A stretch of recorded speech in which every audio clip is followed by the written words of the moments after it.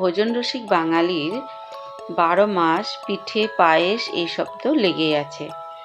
যখন যে সিজন চলে সেই সিজনে সেই সমস্ত ফল দিয়ে পিঠে বানানোর একটা রেওয়াজ হয়ে উঠেছে। তাই আমের সিজন চলে যাওয়ার আগে অবশ্যই এইভাবে একবার পিঠে বানিয়ে না খেলে সত্যিই আফসোস করতে হয়। বন্ধুরা, আমি মিনতি পাল আজ আবার নিয়ে চলে এসেছি খুব মজাদার একটা ভিডিও। আশা করি আপনাদের ভালো লাগবে। আর যদি ভালো লাগে তো আমার চ্যানেলটিকে সাবস্ক্রাইব করে পাশে থাকা বেল নোটিফিকেশনটি অল করে রাখবেন, যাতে করে আমার নিত্য নতুন ভিডিও সবার প্রথমে আপনার কাছে পৌঁছে যায়। অবশ্যই ভিডিওটিতে হাইপ করে দেবেন। আর যদি আপনি ফেসবুক থেকে দেখে থাকেন তো ফেসবুকের পেজটিকে অবশ্যই ফলো দিয়ে রাখবেন, একটা লাইক দিয়ে সুন্দর একখানা কমেন্ট করে রেখে যাবেন, যাতে আমি আপনাকে ধন্যবাদ জানাতে পারি। তো বন্ধুরা, মজার ছলে একদিন গল্প করতে করতে ছেলের সাথে এই আইডিয়াটা চলে এসছে। এটা অবশ্য আমার আইডিয়া নয়, এটা ছেলেই বলেছিল এইভাবেই বানাতে, তাই আমি সেটাকে বাস্তবে রূপ দিয়েছি মাত্র। সত্যি অসাধারণ খেতে হয়েছিল, এত দুর্দান্ত স্বাদের হয় আর এত ঝটপট বানানো হয়ে যায়, এত সহজে, এত কম ঝামেলায় যে আপনারা অনায়াসে বানিয়ে ফেলতে পারবেন।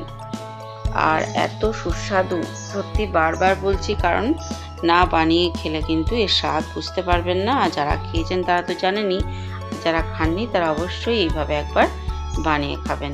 এর জন্য স্কিপ না করে সম্পূর্ণ ভিডিওটি দেখবেন, তাহলেই বুঝতে পারবেন আমি কিভাবে এটা বানিয়েছি। তো সত্যি অসাধারণ খেতে লাগে। আপনারা এই আম বাজারে থাকতে থাকতে কিন্তু এইভাবে অবশ্যই একবার বানিয়ে খেয়ে এর স্বাদটা নেবেন। তো এর জন্য আমি যে গাছ থেকে পড়েছিল আমগুলো, সেই আমগুলো কিন্তু একসঙ্গে অনেকগুলো পেকে যাওয়ার পর এত একসাথে খাওয়া সম্ভব হয় না, তখন খারাপও লাগে যে নষ্ট হয়। আর ওই জন্য আমের পাল্প বের করে আমি কিন্তু আমের পাল্পটাকে সংরক্ষণ করি, মানে ফুটিয়ে রেখে দিয়েছি সামান্য পরিমাণ চিনি দিয়ে আর একটুখানি সামান্য পরিমাণ নুন দিয়ে। তো আমি চাল ভিজিয়ে বেটে, আগের দিন রাত্রে চাল ভিজিয়ে নিয়েছিলাম, সেটা বেটে নিয়ে আমি করেছি। বাড়িতে যে রেগুলার ভাতের চাল আমি ব্যবহার করি সেটা দিয়েই বানিয়েছি। আর এই যে আমের পাল্পগুলো বের করে কিছুটা আমসত্ত্ব বানিয়ে রেখেছি। এটা খেতে খুবই সুস্বাদু হয়েছে। একটু গোলমরিচের গুঁড়োও দিয়েছি সাথে, বোঝা যাচ্ছে দেখুন কালো মতো ছিটে ছিটে। আর এটা আমের এমনি পাল্প বের করে রেখেছি, এটা দিয়েই আমি বানিয়েছি আমের পিঠে। তো আপনারা চাইলে আম দিয়েও সরাসরি বানাতে পারেন, আবার এরকম পাল্প দিয়েও বানাতে পারেন। যেমন আমরা তালের মাড়ি সংরক্ষণ করে রাখি, তেমনি আমেরও এরকম সংরক্ষণ করেছি। আর এরকম একবারে শুকনোই বেরিয়েছে, পুরোটা ড্রাই ফ্রুট হিসেবে যেরকম নারকেল ব্যবহার হয় সেই নারকেলই আমি কিন্তু গ্রেটারের সাহায্যে গ্রেট করে ব্যবহার করেছি। তো আপনাদের কাছে যেমন নারকেল থাকবে সেরকম নিতে পারেন, আবার কোকোনাট পাউডারও নিতে পারেন। আর এরকম বানানো আছে গুড় দিয়ে, নারকেল এরকম পুর বানানো আছে, এটা দিয়েও কিন্তু পুর দেওয়া যেতে পারে। পুরের জন্য আমি নারকেলটা মেনলি নিয়েছি, তো দেখাবো আমি কিভাবে ব্যবহার করেছি। কিন্তু এটাও গুড় দিয়ে যে নারকেলের পাক দিয়ে রাখা হয় সেটাও কিন্তু এই ইডলির ভেতরে পুর হিসেবে ব্যবহার করা যেতে পারে।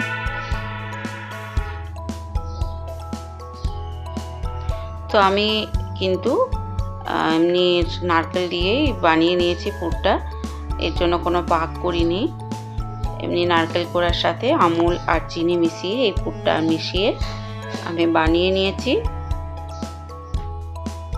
তো আগে আমি পিঠে বানিয়ে নিয়েছি, আপনাদেরকে দেখানোর জন্য আমি অল্প একটু আবার বানিয়ে দেখালাম নতুন করে। এই যে আমের পাল্প আর চাল আমি একসাথেই বেটে নিয়েছি, বেটে এরকম স্মুথ একটা ব্যাটার বানিয়ে নিয়েছি। এবার এই যে ইডলি মেকারে যে ইডলির খাপ আছে সেখানে একটু গাওয়া ঘি আমি আঙুলে করে ছড়িয়ে দিচ্ছি, ওখানে সাদা তেলও দেওয়া যেতে পারে, আমি একটু গাওয়া ঘি দিয়েছি।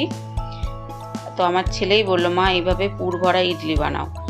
তার জন্য আমি ইডলি ভেতরে পুর ভরে এগুলো পিঠেগুলো বানিয়ে নিচ্ছি। তো সত্যি অসাধারণ খেতে হয়েছিল।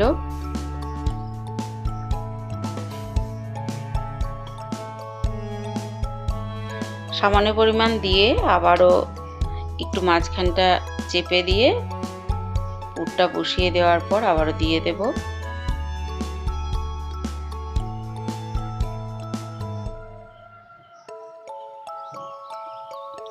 আর যাদের ইডলি মেকার না থাকবে তারা যে ছোট ছোট বাটিগুলো হয় তার মধ্যেও গাওয়া ঘি বুলিয়ে কিন্তু বানিয়ে একটা থালার মধ্যে কড়া বসিয়ে দিতে পারেন। কিংবা যারা চাল গুঁড়ো দিয়ে না খেতে চান বা বার ব্রত উপোসের দিনে এটা কিন্তু সুজিটাকে মিক্সিতে গুঁড়ো করে নিয়ে এইভাবেই করা যেতে পারে। কিংবা চিড়ে গুঁড়ো করে চিড়ে সুজি মিশিয়েও করা যেতে পারে। চাল গুঁড়ো দিয়েই করতে হবে এমন কোনো মানে নেই। আমার কাছে চালটাই বেশি ভালো লেগেছে তাই আমি চাল গুঁড়ো দিয়েই করেছি বা চালের ব্যাটার দিয়েই করেছি। আপনারা চাইলে এটা সুজি বা চিড়ে কিংবা শুধু সুজি দিয়েও বানিয়ে নিতে পারেন, তাতেও কিন্তু খেতে অসাধারণ লাগবে, স্বাদের কোনো হেরফের হবে না। আর সুজি দিয়ে বানালে কি হবে, বার ব্রত উপোসের দিনেও এটা খাওয়া যাবে, ভগবানকে ভোগ নিবেদন করা যাবে এটা করে।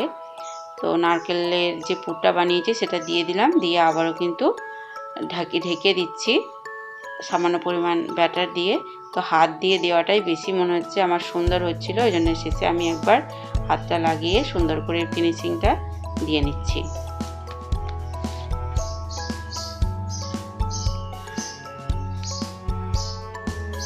তো এবার দেওয়া হয়ে গেছে। এবার আমি ঢাকনা দিয়ে এটাকে 7 থেকে 10 মিনিট একটু ভাপিয়ে নেব। গ্যাসের ফ্লেমটা হাই টু মিডিয়ামে রাখতে হবে, খুব বেশি কমিয়ে দিলেও হবে না। মাঝামাঝি রেখে 7 থেকে 10 মিনিট এরকম ভাপিয়ে নিলেই বা স্টিম দিয়ে নিলেই হয়ে যাবে। তো এটা খুব স্পঞ্জি আর এত নরম হয়েছিল, খুব সুস্বাদু হয়েছিল খেতে। তো গরম অবস্থায় বলে একটুখানি এরকম লাগছে, একটু ঠান্ডা হয়ে যাওয়ার পর কিন্তু খুব সুন্দর সেট হয়ে গিয়েছিল। প্রত্যেকটা এবার প্লেটের মধ্যে আমি উঠিয়ে নিচ্ছি। ওই ইডলির ব্যাটারের মধ্যে আমি কিন্তু 1 চামচ পরিমাণ বেকিং পাউডার দিয়েছিলাম, যেটা আমি বলতে একদমই ভুলে গেছি, যার জন্য ইডলিটা এত ফ্লাফি হয়েছে। কেটে আমি আপনাদেরকে দেখাচ্ছি কেমন হয়েছে ভিতরটা দেখতে, আর খেতে তো দুর্দান্ত হয়েছিল। এইভাবেই কিন্তু আমরা অনেকগুলো খেয়ে নিয়েছি। তো তারপরে আবার যে প্রসেসটা দেখিয়েছি তার জন্য ভিডিওটা এত বড় হয়েছে, তো আপনারা ধৈর্য ধরে ভিডিওটি দেখবেন।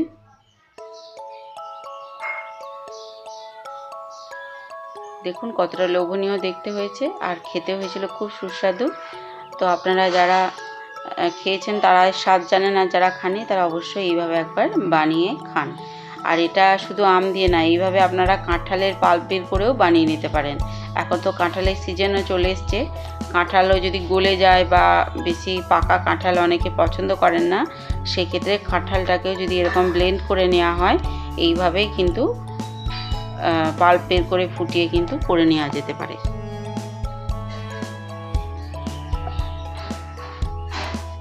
তো এটা আমি শুধুই খেয়ে নিয়েছিলাম, অসাধারণ লেগেছিল। তারপরে আবারও কয়েক ব্যাচ আমি এভাবে বানিয়ে নিয়েছি, নিচে একটা ব্যাচ দিয়েছি, আবার ওপরেও দিয়ে নিচ্ছি সেম প্রসেসে। তো ভিডিওটা অনেকটা বড় হয়ে যাবে, তাই আর সবটাই দেখাইনি, সবটাই ক্যামেরাবন্দি করে কিছুটা কেটে কুটে আপনাদের কাছে বা এডিট করে আপনাদের কাছে নিয়ে এসেছি। আবারও সেম প্রসেসে আমি কিন্তু বাকিগুলো বানিয়ে নিচ্ছি।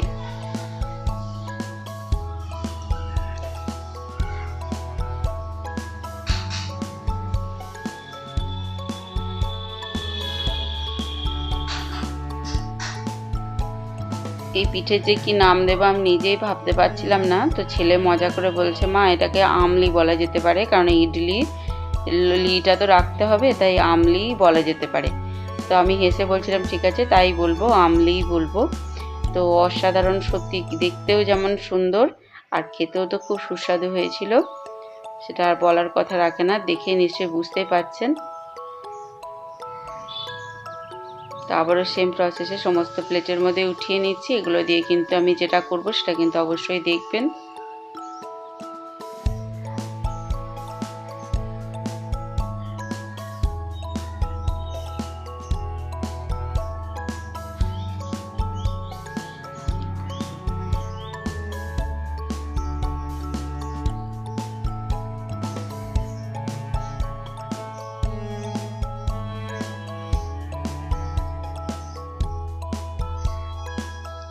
তো আমাদের বাড়িতে কিন্তু যে দুধ আমরা ব্যবহার করি, গরুর দুধ কিংবা প্যাকেটের দুধ কিংবা মিল্ক পাউডার, তো যার কাছে যা আছে তাই দিয়ে বানিয়ে নেওয়া যেতে পারে। তো ফ্রিজের মধ্যে কিছুটা বাসি দুধ কিন্তু রয়ে গিয়েছিল, তো সেটাই ভাবলাম কাজে লাগিয়ে নিই। এর সাথে আমুল মিল্ক পাউডার আর সামান্য পরিমাণ চিনি দিয়ে আর একটু কিন্তু আমি গাঢ় করে নিয়েছি।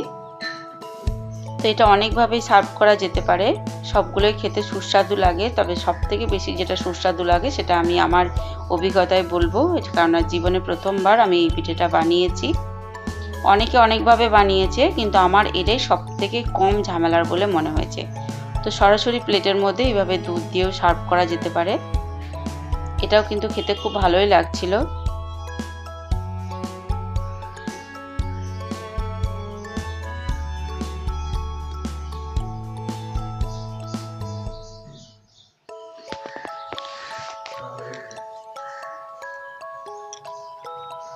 তো এটাও দারুণ লাগছিল খেতে। আর বন্ধুরা, আবারও মনে করিয়ে দিচ্ছি, এটা আমার ক্রিয়েশনের চ্যানেল, তাই আমার সমস্ত রকম ক্রিয়েটিভিটি দেখার জন্য অনুরোধ জানাচ্ছি। আপনারা আমার সমস্ত রকম ভিডিওই দেখবেন, আমার পাশে থাকবেন। তো অনেক দিন পর এই ভিডিওটা আমি নিয়ে এসেছি।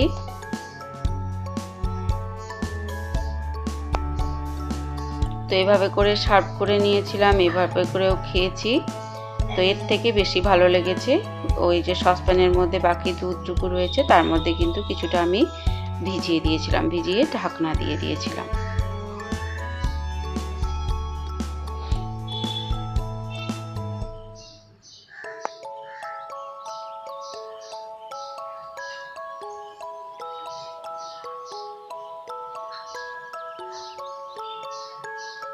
এভাবে কেটে পিস পিস করে দুধের মধ্যে ডুবিয়ে খেতে কিন্তু খুব ভালোই লাগছিল।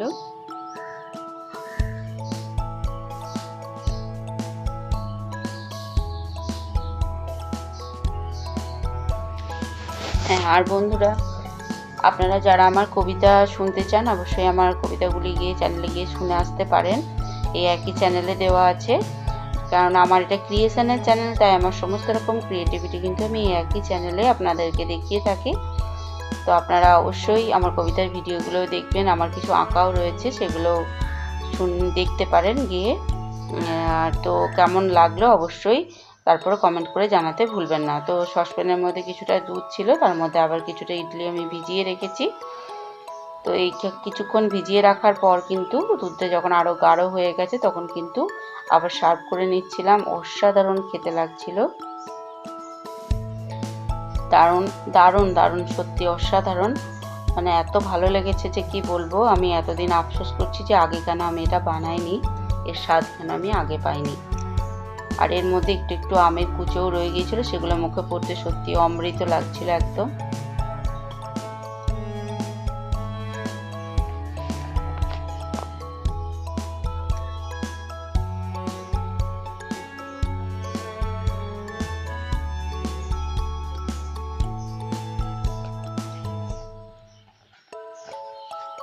তো প্রত্যেককেই প্লেটে প্লেটে দিয়ে দিয়েছি। তো অবশেষে আমি এবার নিয়ে বসবো, আমি নিয়ে বসে পড়েছি তো নিজে খাওয়ার জন্য।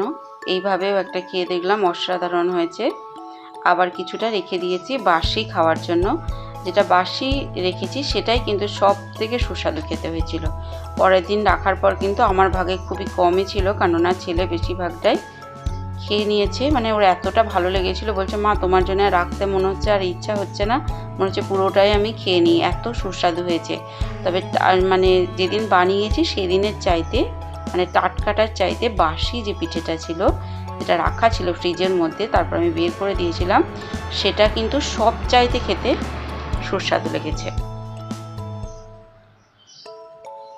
যে কোনো পিঠের রেসিপি যদি, বিশেষ করে দুধ পিঠে যদি বাসি হয় না, তার স্বাদ যেন দ্বিগুণ বেড়ে যায়। যারা এই স্বাদটা বোঝেন তারা অবশ্যই আমার কথাটা বিশ্বাস করবেন। আর যাদের এই অভিজ্ঞতাটা নেই, তারা অবশ্যই একবার এই বাসি পিঠেটা খেয়ে দেখতে পারেন।